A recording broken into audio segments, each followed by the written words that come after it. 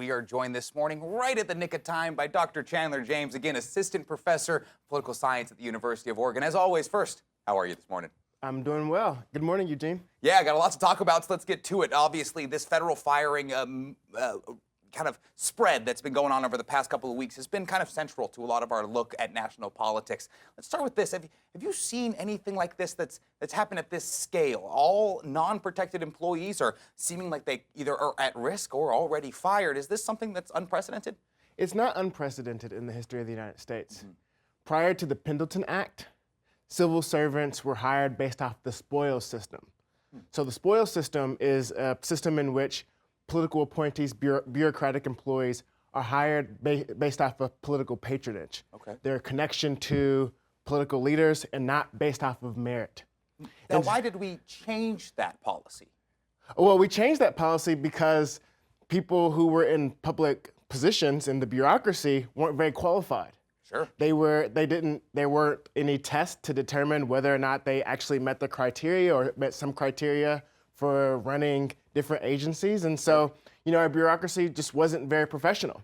And the Pendleton Act broke with this precedent of administrations firing summarily most of the administration every time a new party came into power, and instead replaced it with a system in which the bureaucracy was based off of merit, and and they were retained across administrations, allowing for some continuity in government across different administrations. Now, this is being done under the guise of saving money. And do you think that we'll see the Trump administration replace the people fired by people who maybe follow in line with his administration's priorities? Well, I mean, that seems to be one of the major motivations that Trump is maintaining in the pursuit of this, which is making sure that the people who work in the federal government are aligned with his priorities.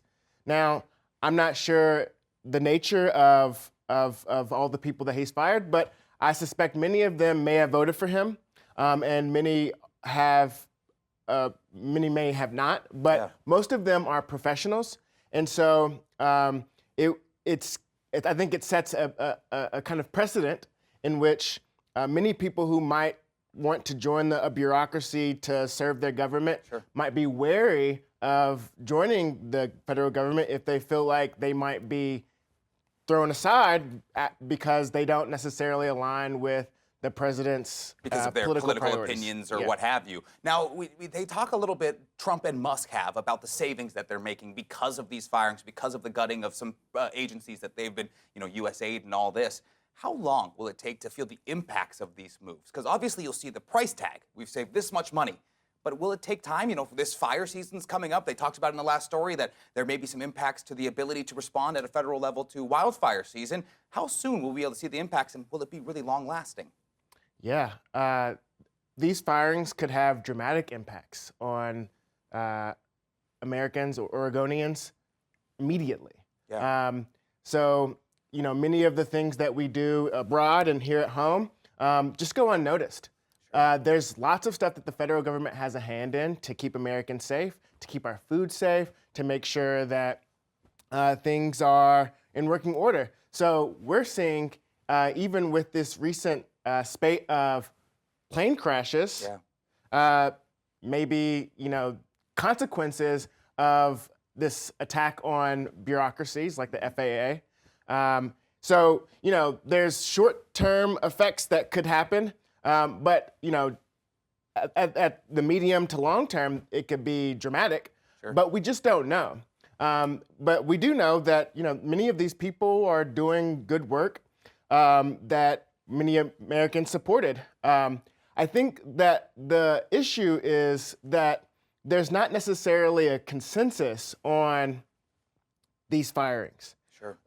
There's been some recent clips going around about the Clinton administration firing or laying off 4% of the workforce, the federal workforce. But that was in conjunction with a bipartisan congressional bill. So it was in tandem with an act of Congress. Not just coming from the executive branch. Not just coming from an executive order. Now, Speaking about these federal firings, we'll be joined tomorrow by a Forest Service employee who was laid off to talk about exactly what impacts will look like. Let's move on to our next topic for today. Alexandria Ocasio-Cortez, a high-profile congresswoman from New York, it was recently made some headlines by having a Know Your Rights seminar for immigrants in the area of her constituency. And she then drew attention from Trump's new border czar, Tom Homan, a former Project 2025 author who's taking her to court to attempt to stop her for doing these Know Your Rights campaigns. Why would there be motivation to stop her from letting people know the rights that they have against an agency like ICE? Well, I saw a clip of Homan talking on Fox News about this particular action, and I find it very indicative of the Trump administration's approach. They are much more aggressive this time around in terms of making sure that their priorities are enforced. And what AOC is doing is providing people who are at risk of being deported with information. And what the Trump administration is claiming is that the information that she's giving and groups like her giving is tantamount to undermining the enforcement of law. Sure. And so, with respect to this, there's always a line, right, where, active information can go into collaboration. But from what I've heard, it's just they're potentially pursuing her for providing simple information about what's legal and what's not. And that would be a major change in policy. Absolutely. Well, Dr. James, we have more to talk about, but not enough time. We'll have to bring you back next week, I think. We'll talk a little bit about Oregon's defying of the federal move to reduce DEI programs in schools, which may risk our federal funding for education. We'll revisit that next week because I'm sure that's a story that will continue to evolve as we go on. Dr. James, thank you so much for coming on and joining us this morning.